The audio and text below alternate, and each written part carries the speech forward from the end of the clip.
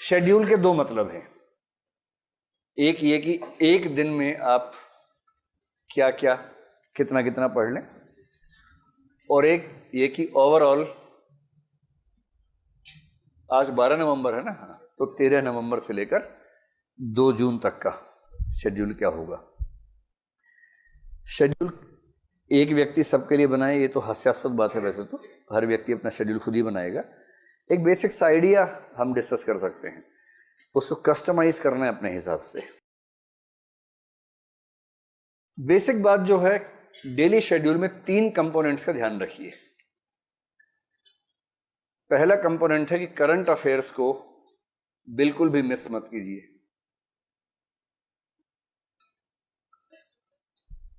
और मेरा ख्याल है करंट अफेयर्स के लिए आप दिन में करीब 1.5 से 2 घंटे का समय रखिए। इसमें मैगजीन भी कवर हो जाएगी, वेबसाइट भी कवर हो जाएगी। मैगजीन में करंट अफेयर्स के 60 तो पेज होते हैं महीने भर में, और 60 पेज पढ़ने के लिए अगर आप ठीक स्पीड से पढ़ते हैं, मेरे ख्याल से 2 घंटे में 6 पेज तो ही जाते होंगे आराम से। मतलब आराम से पढ़ने की बात अगर करें तो 10 दिन में खत्म हो जाएगी मैगजीन। 2 घंटे में कितने खत्म होते हैं पेज आपके? 6 नहीं हो पाते? 6 तो बहुत कम बोल रहा हूँ मैं, आराम से बता रहा हूँ। 6 तो कुछ बात ही नहीं है उसमें, तो उससे ज़्यादा ही पढ़ते होंगे। मैं तो बहुत अच्छे से अंडरलाइन करके साथ में नोट्स लिखते हुए उसकी बात कर रहा हूँ कि 6 पेज कर लेते होंगे आप। कुछ लोग 8 भी करते होंगे, 10 भी करते होंगे, कुछ तो 60 भी कर लेते होंगे। बस उनसे कुछ पूछिए मत बाद में क्या क्या पढ़ा है। तो ऐसे तो कर ही लेते होंगे। मैं कह रहा हूँ गहराई से पढ़ने में आपको शायद 2 घंटे में 6 या 8 पेज कवर होते होंगे, इससे ज़्यादा नहीं होंगे, क्योंकि इसमें फैक्ट्स बहुत ज़्यादा होते हैं ना उन पेजेस में। जिन पृष्ठों पर तथ्य बहुत ज़्यादा होते हैं, उन पृष्ठों को पढ़ने की स्पीड स्वाभाविक रूप से कम हो जाती है। वो उपन्यास नहीं है कि आप 1 घंटे में 20 पेज पढ़ेंगे। किसी नॉवल को पढ़ते हो अगर आप 1 घंटे में 20-25 पेज पढ़ रहे हैं तो इस समय आप ठीक स्पीड पे हैं। लेकिन करंट अफेयर्स के अगर आप 20-25 पेज 1 घंटे में पढ़ रहे हैं तो इस समय चिंता की बात है ना। 2 घंटे में 6, 7, 8 पेज ठीक स्पीड है करंट अफेयर्स के मामले में। तो आप ये कर सकते हैं कि मैगजीन में रोज 1 घंटा लगाएं, क्योंकि 1 घंटा लगाएंगे तो भी आप 20-22 दिन में कवर कर लेंगे उसको। और 1 घंटा वेबसाइट पे लगाएं प्रतिदिन। और ये 2 घंटे अलग से रखिए, मिक्स मत कीजिए। जैसे आप तय कर ले अपना शेड्यूल, जो भी आपका दिन भर का शेड्यूल है। अगर आप रात को देर तक पढ़ते हैं या जल्दी सोते हैं, जैसा भी शेड्यूल आपका है, जैसे आप तय कर ले कि भाई डिनर के बाद के 2 घंटे ये, उसके बाद सो जाए, या सुबह उठते सबसे पहले 2 घंटे ये, वो अपने हिसाब से देखिएगा। क्योंकि आपकी जो नेचर है उससे कंप्रोमाइज़ मत कीजिए। अगर आपको रात को देर तक पढ़ना अच्छा लगता है तो वैसे ही पढ़िए। किसी के कई बेवकूफ़ कहेंगे सुबह उठना चाहिए, इससे ऊर्जा बढ़ती है, ज्ञान बढ़ता है, सब बेकार की बातें। बढ़ा लीजिएगा, बाद में बढ़ा लीजिएगा आराम से, है ना। अभी तो पहले अपनी नेचर के हिसाब से पढ़िए। अगर आप निशाचर प्रकृति के, निशाचर रहिए, रात भर पढ़िए, कोई तनाव की बात नहीं है। और यदि मुर्गा प्रकृति के तो सुबह सुबह उठिए और सुबह सुबह पढ़िए। जो भी आपकी नेचर है उस नेचर के अनुसार पढ़िए। एक ही दिक्कत आती है, जो निशाचर लोग हैं उनको दिक्कत ये कि जिस दिन एग्जाम है उस दिन वो सुबह उठ नहीं पाते। उनको तनाव रहता है कि सोएं कैसे। आदत है 4 बजे सोने की, उस दिन 12 बजे लेट जाते हैं, नींद नहीं आती है। ये दिक्कत आती है। इसके 2 समाधान हैं। या तो आप 10-12 दिन पहले से थोड़ा शेड्यूल चेंज करना शुरू कर दें, ये हो नहीं पाता प्रैक्टिकली।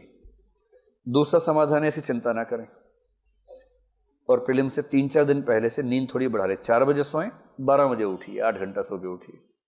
इससे क्या होगा कि एक दिन नहीं सो पाने से असर नहीं पड़ेगा। मैं ठीक प्रीलिम्स की बात कर रहा हूँ। 3 जून को एग्जाम है, 2 जून को रात को नींद नहीं आ रही, तनाव मत लीजिए, इससे कुछ नहीं होने वाला। हमारा माइंड इतना मजबूत है कि वो एक दिन बहुत कम नींद के साथ काम चला सकता है, कोई चिंता की बात नहीं है। लेकिन हाँ, उससे पहले 3-4-5 दिन अपनी नींद ज़्यादा ली हो, ये थोड़ा सा मैनेज कर लीजिएगा। अपनी नेचर से कंप्रोमाइज़ नहीं करना है, लेकिन उस नेचर के हिसाब से कोई 2 घंटे का शेड्यूल अलग से निकाल लीजिए करंट अफेयर्स के लिए। इसी तरह से 1 से 2 घंटे का शेड्यूल निकालिए रिवीजन के लिए। वरना इस पाठ्यक्रम में होता क्या कि एक क्रम से आप पढ़ते जाते हैं, उसी क्रम से पीसेज गायब होता जाता है, और फिर आप 2 महीने बाद देखते हैं कि सब सफाचट, एकदम कुछ याद नहीं आ रहा। फिर आपको लगता है कि याद तो नहीं आ रहा, वो 2 महीने गए कहाँ मेरे जीवन के, जो 2 महीने मैंने गुजारे थे इसमें, वो चले कहाँ गए। तो अगर आप चाह रहे हैं कि उस समय का मूल्य रहे तो दिन में कम से कम 1 से 2 घंटे का समय रखिए केवल रिवीजन का।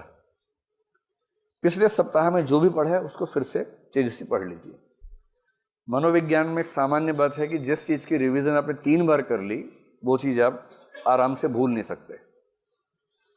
और 3 रिवीजन का मतलब है जिस दिन पढ़ा उसी दिन कर लीजिए, एक बार वीकली रिवीजन, एक बार मंथली रिवीजन कर लीजिए।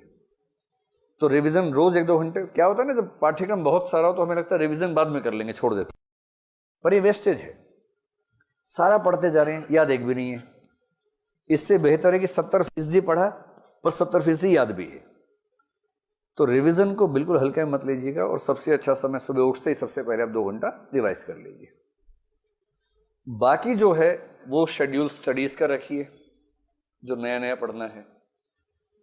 और मेरे ख्याल से अब आप जिस दौर में आ गए हैं, अगर आपकी मान लें कि 3 घंटे की क्लास होती है और 4 घंटे ही हो गए, 7 हो गए, तो आप कम से कम 5 से 6 घंटे और निकालिए स्टडीज़ के लिए। मैं जानता हूं कि जब बच्चे नए नए आते हैं तो हम कहते हैं कि आप 8 घंटा पढ़िए, 8 घंटा सोइए, 8 घंटा घूमिए। 8-8-8 का नियम बताते हैं शुरू में, और नए नए बच्चों के लिए होता है। अब आप बच्चे छोड़ना है, अब आप बड़े हो गए हैं। और मतलब वैसे भी भारत के अलावा दुनिया में किसी देश में ऐसा नहीं होता कि 30 साल के बच्चे अपने घर से पैसे लेके पढ़ रहे हों। तो जब आपको इतनी सुविधाएं मिल रही हैं, आप फुल टाइमर स्टूडेंट्स हैं और कुछ नहीं कर रहे हैं, तो 12-13 घंटे तो बनते हैं कम से कम। और जब परीक्षा एकदम नज़दीक आए तब 8-10 दिन 14-15-16 घंटे भी बनते हैं। उस समय 15-16 घंटे रोज़ की बात नहीं हो सकती, पर 5-7 दिन तो हो ही सकता है परीक्षा के नज़दीक जब हों।